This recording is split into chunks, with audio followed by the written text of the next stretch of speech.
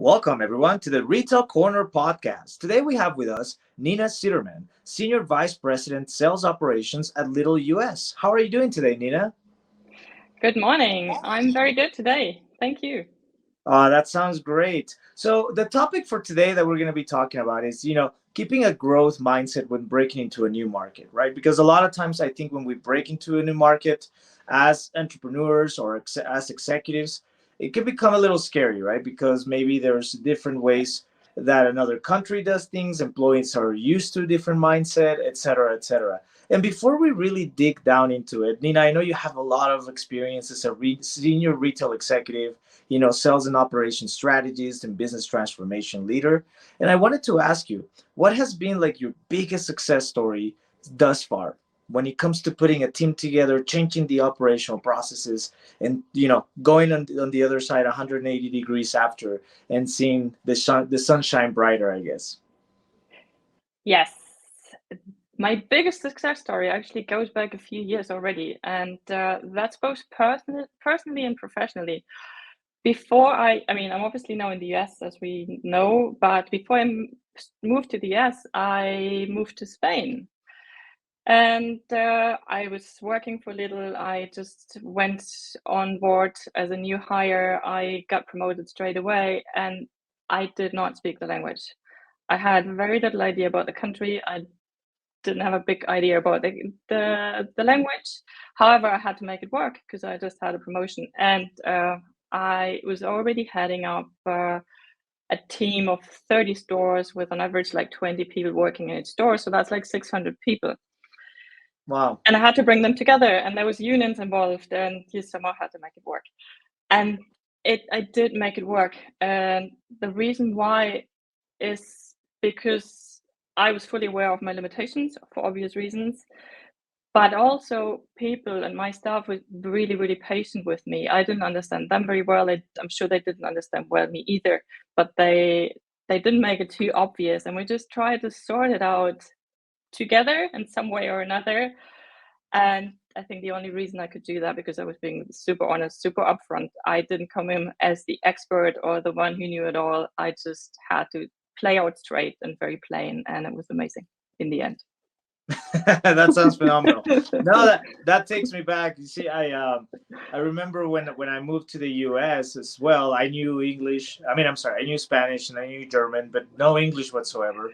So the first year, I can definitely put myself in your shoes. And now on top of that, having 600 people working for you, unions, processes, procedures, because I know Spain is very peculiar, right, in the way it operates in Yes, a lot of forms. it is. Yeah. Yes. No, but that's great. So now, with a lot of experience in Europe and moving into the US market and really trying to penetrate the US market, obviously, US is another 180 degrees, right? Very, very different, Yes. very fast paced, and it's all about productivity, right? Capitalism and really getting the ball going. And let me ask you, as you guys are looking to penetrate that market and growing into that market, right?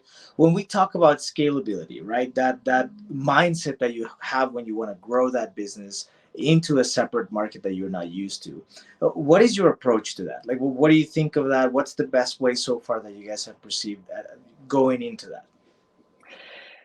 Yes, good question. To put it in simple terms, it comes down to finding the balance in between what your business is like, what's the core strength of your business, and what the new market is like. And you will never be able to take a business model one-on-one into a new market, be it the US or be it any type of market. So you need to have a very set idea of who you are, what you want to achieve, but also explore the market very well and see what kind of pieces you have to put onto your core to really make it work and to find the right places to scale into a market. Absolutely, absolutely. And as you've penetrated so many different markets, what do you find as the most challenging? Is it relating to the staff? Is it getting adjusted to the way they operate? Or is it more the consumer and getting adjusted to how the consumer behaves? What have you seen as being the most challenge? Yeah, good point. Ultimately, it's a mix of everything, obviously, Hmm. but I think the biggest mistake or the biggest challenge we've had to live through was coming from Europe and thinking that the US market is very different, or no, very similar to what we know. And it's actually not. And I have to, just from my point of view as well, you totally underestimate, first of all, how big the market actually is and how diverse the market is. And it's an English-speaking country. We have stores in English-speaking countries in Europe as well, but it's still very different. And that makes it very interesting from an employee point of view, because at the end of the day, it's a retail business. If you don't have the right teams and the right staff, there's nothing you can do. And also from the customer point of view, so what does the customer really want? So to give an example, we thought that the US is all about big stores, big sizes, big packaging, big everything bigger than in Europe. Yes, you can find that, of course, but it's in not certain areas, right? Like Texas. yeah, but no, absolutely not just, it's not just Texas, but there's other states, as you know, and as I know now as well, where you just have an average consumer who wants an average size of packaging and who just does a shop for 1 or 2 days, and that's about it. So that was big learning curve. Absolutely. I recall when I started traveling to Europe a lot, and to me the big difference was exactly what you said, right? The level of consumption, right? It's like people went to the grocery store, and I remember, I would see the consumers in Europe maybe grab 1-2 tomatoes, and that's it, And then I'm from Texas, so when I was back at home, it was like, oh my God, how many tomatoes can you fit in the bag, right? That was the whole point of it. Whether you were going to use them, all of them or not, it really didn't matter. It's just about filling that bag, But yeah, you're so right. Then you go up to middle US, northern US, right? To like Boston areas in New York. And I feel like Boston, New York, those areas, they seem somewhat more similar to Europe, right? It's more boutique stores, even at a grocery level, right? And it's go and get what you need for today, tomorrow, and maybe the day after, right? Otherwise, you stay very, very within the days that you're consuming. So the next question I wanted to ask you, obviously, as you grow into other markets, are you guys looking at partnerships? How important do you think partnerships are to like all our listeners out there, right? Because I feel like there's a lot of mindset many times from entrepreneurs and also from business leaders. Hey, it's our brand and we want to achieve and complete everything on our own, right? But I feel if nothing else, the pandemic has taught us is the importance of collaboration and partnerships and how much it eases the flow of things, right? Because you'll be able to learn more things, and there's enough in the market out there, I believe, for everybody, right? So sharing is not ultimately losing on your sales or on your margins or anything like that.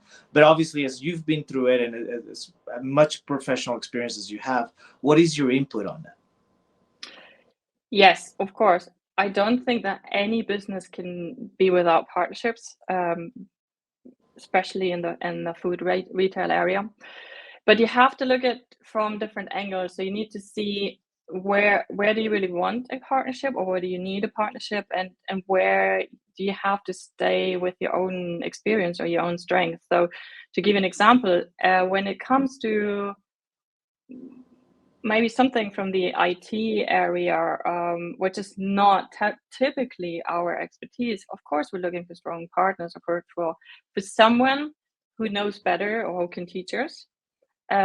Sometimes even in the field of HR, when we look at assortments, we do have a huge amount of own brand, but it's not only own brand, but we also have like brands. That's a partnership as well. But at the end of the day, it's about finding the right mix without giving up your core identity and your core strength. So yes, absolutely. But then it needs to be looked at where does that fit in, and what's the best win-win for both sides.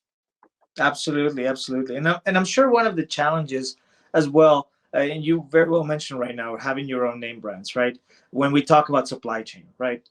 Supply chain and growing into other markets, and not really having distribution centers set up yet and whatnot. Of course, the cost of shipping goods, etc. What have you guys experienced as the biggest challenge when it comes to supply chains, distribution centers, and of course all the technology that's coming out?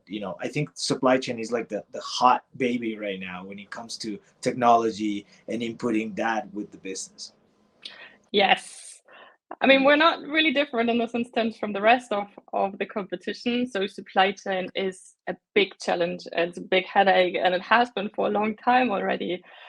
So there's all sorts of headaches around that. So there's not enough supply, then there's suddenly a huge amount of overstock, then you have to deal with that overstock, then suppliers are changing, they can't keep up with the promise, then you need to ship it out into stores, so your logistics partners might not necessarily be able to deal with the volume or not flexible enough.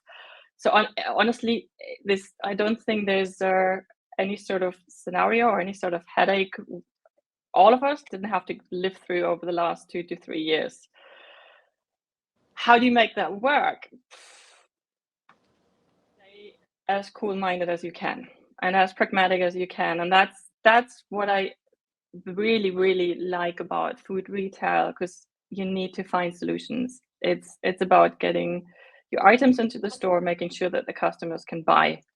And sometimes it's not a perfect solution. Sometimes the store doesn't look the prettiest, but at least you have a solid offer and you can serve the customers. And you just have to be creative sometimes and be transparent, be fair, and go for it. Absolutely, absolutely. And when you talk about being creative, the other thing that comes to mind is obviously employee retention, right? And the workforce. And it seems like in the past 3, 4 years, it has changed so much all Yes. over the globe, right? Yes. The interest of the employee, how to retain them. How have you guys shifted as an organization? Maybe because obviously you have your standard practices and best practices, but I think these 4 years has really made all businesses have to push the envelope, and as you very well said, get creative, right? So how have you guys shifted in order to adjust to that? The first big change was when we all went remote and then we started coming back. We actually figured out that there are some areas of the business that can just constantly work remotely. They don't have to come back into an office. So something like customer service, customer care, they dealing with all these issues remotely anyway. Whether they're being sat in an office or whether they're being sat in their home office, they don't have to come to the office. But that was completely new for us because we were very traditional food retail. Everyone has to be here. We like the synergies. We want people to have those coffee conversations, all of those things. So big change. And when it comes to stores and store operations or also logistics centers operations, we're coming from a business model that's a very clear structure, very small hierarchy, and our store staff do various things. Whilst they're being called associates, they're sitting at the check lane, they unpacking items, they cleaning if they need to. So that's all what an associate does, which is very different to what the US market is like. Now, with all these constraints falling down on us, we had to open up, and we also had to be more flexible and say, well, maybe there is someone who just sits at the check line, or maybe there is someone who just comes in for unpacking in the morning or in the evening or whatever time, and that person doesn't do anything else. He or she gets trained for it, and that's their job. But that's, again, something that before wasn't really typical for us, and we didn't really want to do that either, but it worked out well. That's great. I'm glad to hear as you know, as you very well said, right? As you're adapting and you're getting creative, there's always hurdles, right? You're going to make mistakes, but the only way, to me, mistakes are just opportunities to gain wisdom, right? I don't think they're failures, but they're rather opportunities to gain wisdom. And I think that's exactly what you described right now. And so what are you guys working on today, right, for the upcoming future that really excites you? What's like the next big project, or maybe the project that's already taking place that you're really excited about? Well, the product is still the same that we're working on for the last 3 to 5 years. We are expanding. We're heavily expanding, and that's about increasing store networks, distribution center networks. Headcounts and making sure that the operation as such is really set up and very well performing. So that's a massive thing, which requires a lot of presence and traveling as well. I can imagine. I can imagine. I bet you've been around the world in 180 days. No. Yeah, a few times already. Yes. A few times around. Well, Nina, it has been a pleasure, and I want to ask you one last question, which I always ask of all of our guests. If you had one piece of advice, and I guess keeping it in the topic at hand, right? The growing, the penetrating a new market, whether you're a mid-sized retailer, whether you're already a full-grown retailer, or maybe you're starting up, right, and you're seeing your business thrive. What would be the one piece of advice that you would give all our listeners as they're starting to engage a completely new market and they want to grow into that market? I would say that the most important thing is that you need to know who you are and what you stand for. What's your business model? What's your core? And be true about it. Be real. See what's necessary to adapt to a market, but don't forget why you're doing things and why you're doing them the way you do before you just run into things and overcomplicate anything and you can't manage it anymore and you lose your core identity. Absolutely. No, I couldn't agree more. I think so many times people want to penetrate a new market or even a new region, right? And just trying to really connect with that target audience, at many times it can get you deviated from your original path, right? And it's okay to make adjustments, but not to step off track and try to become something you're not, because then it might backfire on the original or existing customers you have on hand. Yeah. No, thank you so much for your advice. Thank you so much for all your inputs. It's been a pleasure talking to you, Nina. I hope you have very well and safe travels, and I wish you all the success as you guys continue to grow.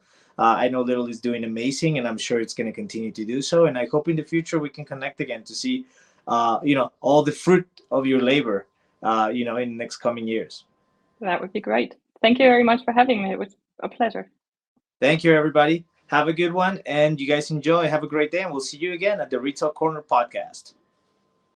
If you would like to be featured on our podcast, please email us at podcast@retailcorner.live or visit our website, retailcorner.live. Looking forward to having you as our guest on our podcast, and thank you so much for listening.